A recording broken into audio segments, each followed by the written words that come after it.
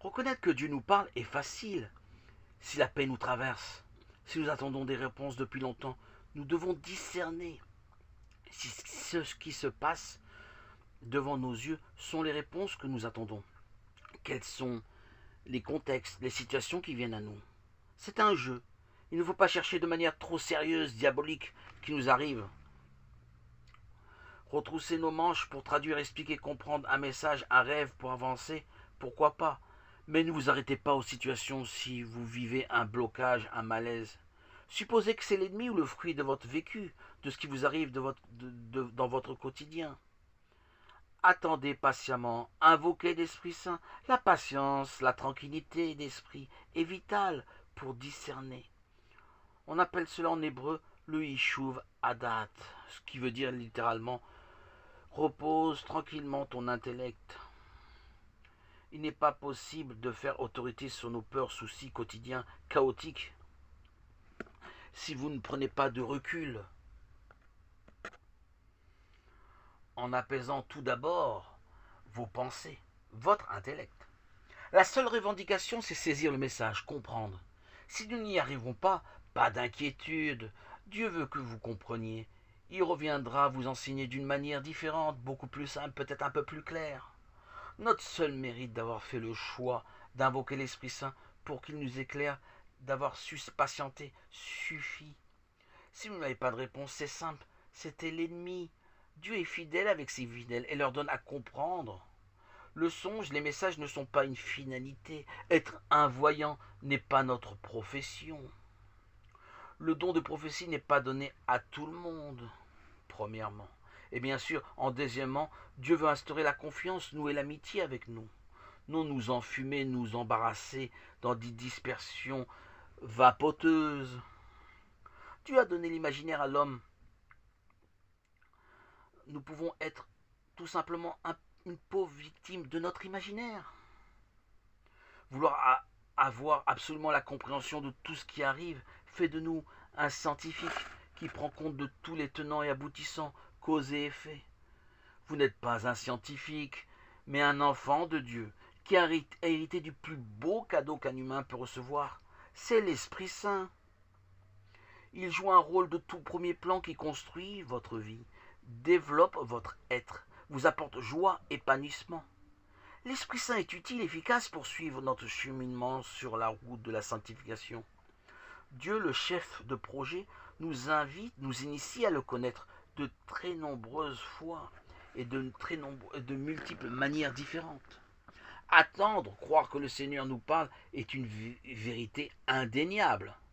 Mais pas de panique, ne soyez pas à l'affût, stressé, angoissé, à vouloir toujours tout déchiffrer. Dieu, prince de paix, messager de paix, d'amour, vous demande d'être détendu, stable, équilibré. La convivialité, la paix dans votre relation avec Dieu est vitale, importante pour maintenir votre équilibre.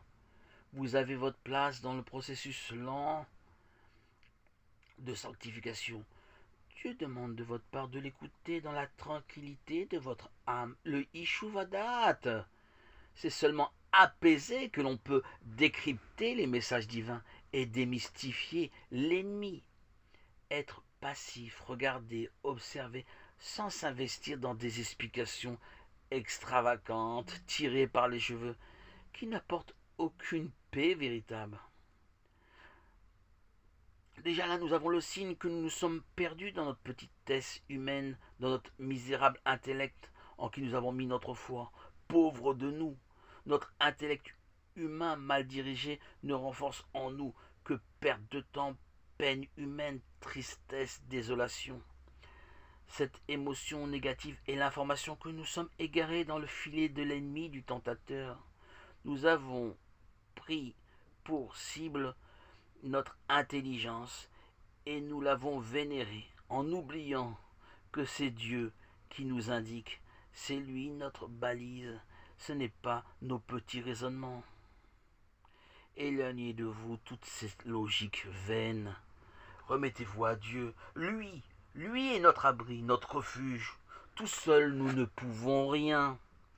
Prendre notre intelligence pour témoignage et signe de notre égarement, de notre bêtise.